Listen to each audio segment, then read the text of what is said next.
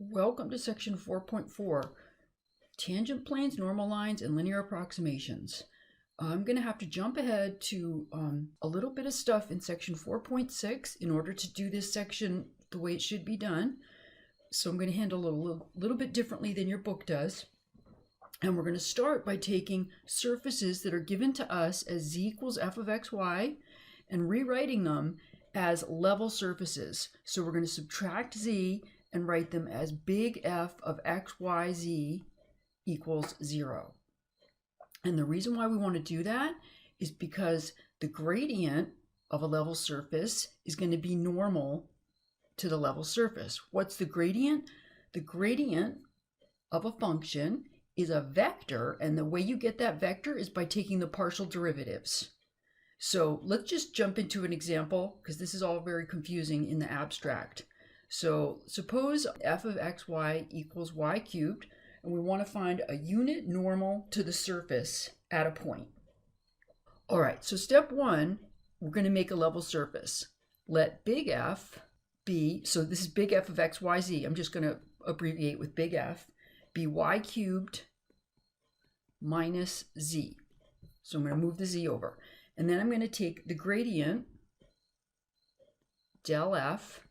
This is a vector, so I want f sub x, f sub y, f sub z. So the partial derivative of big F with respect to x is 0 because there's no x's in there. The partial with respect to y is 3y squared, and the partial with respect to z is -1. Okay, now del f at P, which is the point in question, I just put in -1, 2, and 8 in for x, y, and z. So 0 is going to stay 0. 3y squared, if y is 2, that's going to be 4 times 3 is 12. And then -1 stays -1. Now that is normal to the surface. And on the next page, that's all we're going to want, is a normal to the surface. I don't care if it's unit or not, but for some reason your book really wants it to be unit for a while. So that's just one more step. Don't worry. If we want to make that a unit normal, we just divide it by its length. So let's go. So what we want is del f of P divided by its length. Okay, and so over here, let's just find the length of del f of P. Let me do it up here. The length of del f is the square root of 0 squared plus 12 squared, which is 144, plus -1 squared, which is 1, so that's root 145. Okay, so our vector is going to be 0 over the square root of 145, 12 over the square root of 145, and -1 over the square root of 145. And there we go. Now I just want to mention one thing. When you make your level surface, it doesn't matter which side you move things to. So what I did was I took z and moved it over. So I let big F be y cubed minus z. But I also could have done this.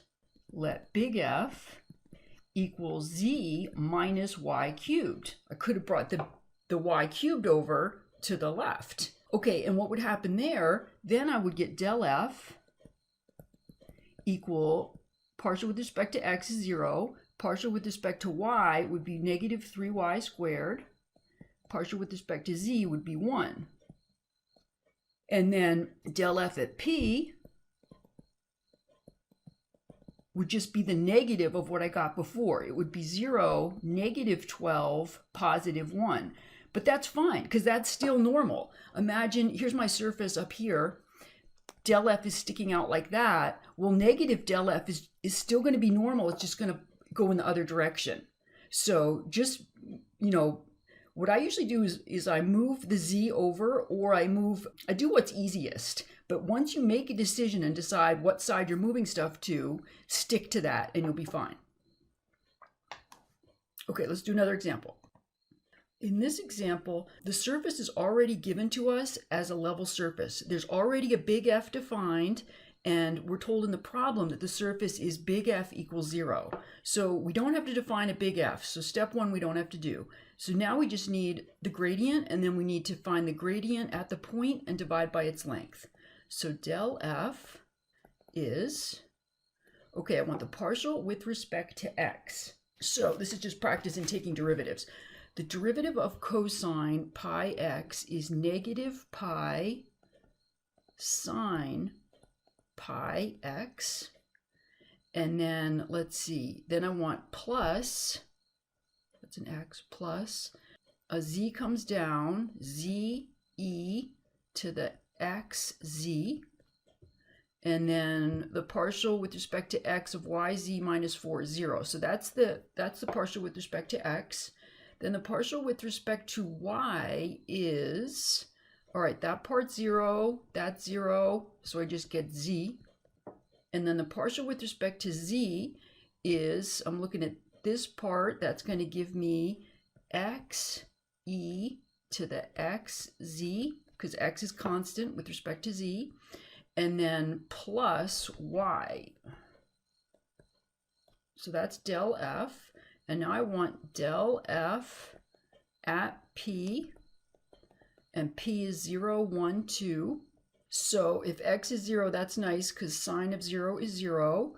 And then here, let's see, I'll get 2, e to the 0 is 1. So that's going to give me 2 for my first entry, 2 for my second entry. And then for my last entry, x is 0 and y is 1. So I'm going to get 1. So that's a normal to the surface. And again, on the next page, we'll just use that vector. But here we want a unit normal. So the length of del f at p is 4 plus 4 is 8 plus 1. So square root of 9, which is 3. And so del f at p divided by its length is 2/3, 2/3, 1/3. Okay, so now let's see what we can do with this del f. Del f is a very handy vector. We can use del f to find an equation of a tangent plane because in the use me every day equation that we learned way back when, our normal vector is just going to be del f. Our big A, big B, and big C is del f. We can also use del f to find parametric equations for the normal line because del f is the direction vector for the normal line. So this just opens up a whole world of opportunity for us.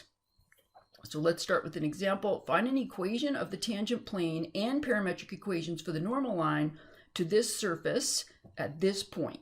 And your homework asked you to leave your tangent plane in the format z equals. Normally, we've just been leaving the tangent plane as an implicit equation. Okay, step 1. I need to define my big F. Big F, and you could just call it big F. Here I'll write big F of x, y, z, just to reinforce the fact it's a function of 3 variables. I'm going to take the z and move it to the left because that's going to require the least amount of work. So big F is going to be 2e to the x squared minus 2y minus z. Okay, now I want del f. Del f is going to be a vector, and we're going to take the partial with respect to x, and that's going to give us, let's see, we bring down the partial with respect to x here is 2x, so that'll give me 4x e to the x squared minus 2y, comma. Now I want the partial with respect to y, so a negative 2 is going to come down, so I'll get negative 4 e to the x squared minus 2y, and then the partial with respect to z is negative 1. Del f at p, p is 4, 8, 2, is going to be, oh my goodness, let's see, 4 times 4 is 16, and let's see what's the exponent's going to be. 16 minus 16, oh good, so the exponent's going to be 0, e to the 0 is 1, so 16, And then again, e to the 0 is 1, so I'll get negative 4 here, and then negative 1. Okay, so no need now to normalize. Don't make it a unit vector. This is good. This is all we need. This is going to be our normal in the use me everyday equation. So let me put a star up here. Now I'm going to use star with my big F sub x 16, my big F sub y negative 4, and my big F sub z negative 1. And my x naught, y naught, z naught is 4, 8, 2. Okay, so 16, I want x minus x naught's 4, and then f sub y is negative 4. I want y minus y naught, that's minus 8, and then minus negative 1, and then z minus 2. And that equals 0. Okay, and then let's see. That's going to be 16x minus 64 minus 4y plus 32 minus z plus 2 equals 0, which is 16x minus 4y minus z equals 30. Now normally that's how we would leave our planes, but they want us to solve for z, so I'm going to write z equals, and I think I'll bring the z to the right and leave everything else on the left. So 16x minus 4y, and then subtract 30. There's your tangent plane. All right, that's the first part. And now for the equation, the parametric equations of the normal line, don't worry, we've done all the work. Del F is going to give us the direction of our line. So for the parametric equations of the normal line, our direction vector is, where is it? 16, negative 4, negative 1. So I'm just using the good old parametric equations of a line that goes through x naught, y naught, z naught with direction vector del F. So these should be familiar equations to you, just a little bit different in notation. So remember how this works. There's 3 separate equations. Little x is x naught, which is 4, in this case plus 16t. Little y is y naught, which is 8, and then minus 4t. And then little z is z naught, which is 2, minus t. So those are parametric equations for the normal line. So once you've done the work for the tangent line, the normal line's a piece of cake. Okay, one more of these, and then we'll talk about linear approximation. We want to find an equation of a tangent plane. So we need a big F. I'm going to let big F be ln x over 3y minus z. So I'm going to move the z over. Now I want del F. I'm going to show you a hard way and an easy way to get del F. And I'm going to erase the hard way, or I'll just put it over here so it's not in my way. If you want, like, for instance, big F sub x, the rule for natural log, the derivative natural log, is you take the argument and you put it in the denominator. And then you take its derivative and you put it in the numerator. Now its derivative with respect to x is, since x is on top, it's just going to be 1 over 3y. And so that's going to give us 1 over x. It's not going to be so pretty when we do f sub y because y is in the denominator. So an easier way to find fx, fy, fz is simplify this first using properties of logs. This is ln x minus ln 3y minus z. Okay, so now taking the partial is going to be much more straightforward. So del F is 1 over x, comma, the partial with respect to y, put the 3y in the denominator and a 3 goes in the numerator, so that's just going to be negative 1 over y. and then the partial with respect to z will be -1.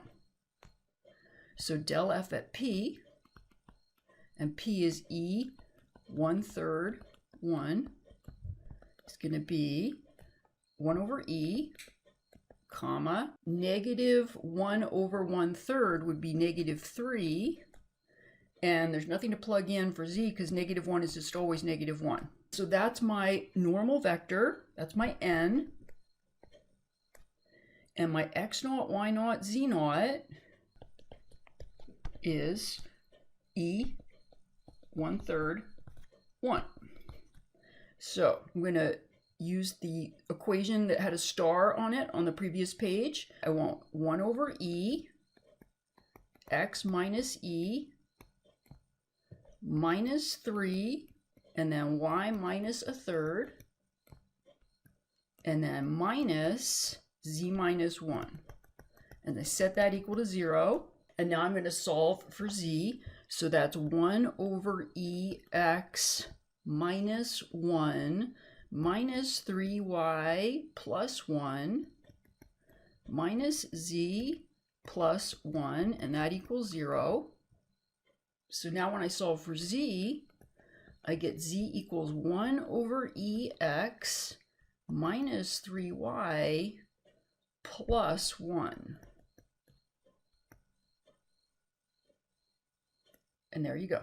Last topic, linear approximation. So a little flashback to Math 1A. When we were approximating functions with a tangent line, we called that a linear approximation. And the idea was if you don't know the y values of a function, you can use the y values of the tangent line instead. And as long as you stay close to where you find that tangent line, the line and the curve will match up pretty well. With function z equals f of xy, we're going to approximate the z values on the surface, that would be that curved dome, with the z values of this plane here. And again, as long as we stay close to the place where we're finding the tangent line, the tangent plane will be a pretty good approximation of the function. And so here's the formula for linear approximation. You don't have to memorize this. It's really just the equation of the tangent plane. So let's do an example. Find a linear approximation for this function, tangent inverse, and use it to approximate the value of the function at 4.1, -2.1. Okay, so when you do a linear approximation, you need to decide where you want to do it.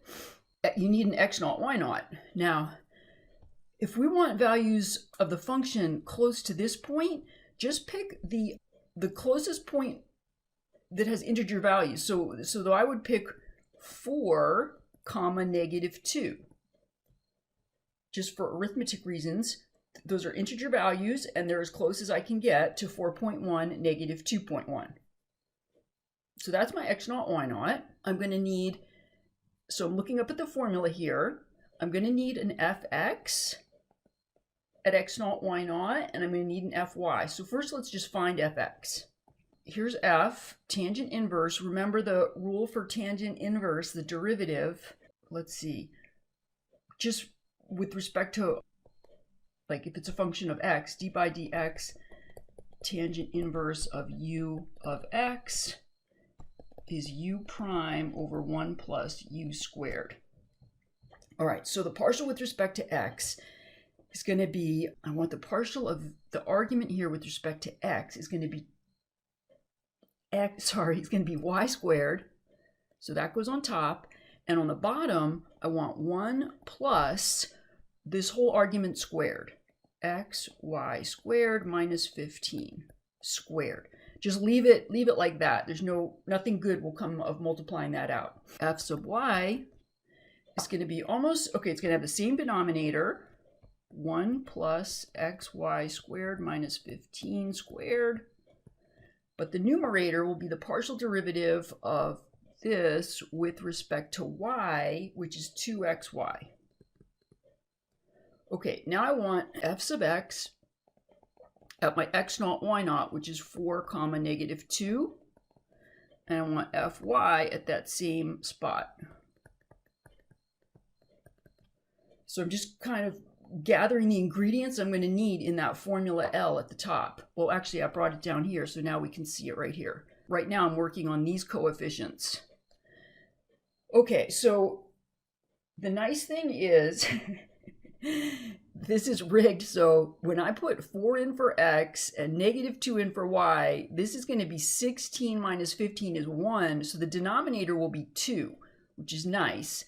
And then the numerator will be negative 2 squared is 4. 4 over 2, so that's going to be 2. And then again over here, my denominator is going to be 2. And my numerator is going to be, negative 16. So this will be negative 8. Okay, I need one more ingredient for this formula up here. I've got my coefficients, but I need f of x naught, y naught. So f of 4 comma negative 2 is tangent inverse of, I put in 4 for x, negative 2, so 16 minus 15, which is tangent inverse of 1, which is pi over 4. All right, now I have all the ingredients and I can start plugging into my formula. L of x comma y is, I want f of x naught, y naught, that's pi over 4, plus f sub x at x naught, y naught, that's 2, and then I want x minus x naught is 4, and then I want f sub y, which was negative 8, y minus y naught, and y naught was negative 2, so that's going to be plus 2. That's the formula for the linear approximation. Don't expand it because it's kind of nice the way it is. So that's step 1. We're almost there. Step 2 is we want to use that formula to approximate the value of the function at this point. So what we're going to do is compute L of 4.1 comma negative 2.1. And that will give us an approximate value of the function at that point. So I'm just literally plugging in here, pi over 4 plus 2 times 4.1 minus 4 is 0.1. That's why it's nice to leave it unexpanded, because the arithmetic is easier. Minus 8, and then y is negative 2.1, and I'm going to add 2, so I'll get negative 0.1. And so that would be pi over 4, 0.2 plus 0.8 is plus 1. Now, if you were stranded on a desert island, you'd leave your answer like that. But if you're at home doing My Open Math, they're going to want you to find a calculator somewhere and do 4 decimals. So if I approximate this to 4 decimals, I did this earlier, and I got 1.7854. Okay, and so here's some practice problems for you to do. If you want to worry about anything in this section, not worry, but focus on tangent planes and normal lines, and not quite as much on linearization. Okay, and be careful with this one, because the first thing you have to do, remember, when you do a tangent plane is make a big F. And so for this one, it's not just z, it's 3z squared, and so you're going to have to move the 3z squared over to the other side. Okay, and that's the end of this section. It's a super useful section.